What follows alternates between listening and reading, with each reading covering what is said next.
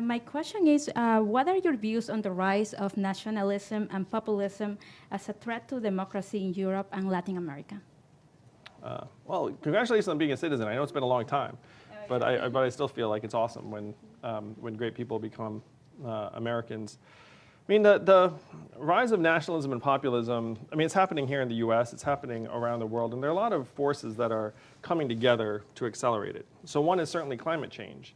If you have lower crop yields and people moving for better opportunities, then that can cause dislocation and increased populist pressures. A lot of it is, frankly, immigration in different environments, certainly in parts of Europe where people have been migrating, and then formerly very open and generous societies have become more closed. So the US is also part of this. Like, we can see our own society being buffeted by some of the same forces. And this is one of the major institutional crises of this time.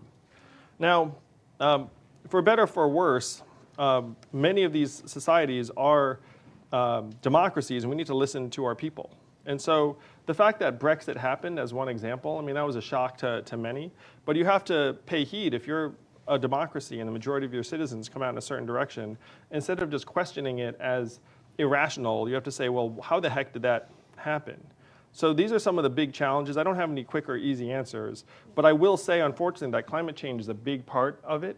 And it's one reason why we have to invest massive resources to try and mitigate the worst effects of climate change in particular. I think that we're going to need some new approaches, certainly, to the migrant crises that are happening around the world.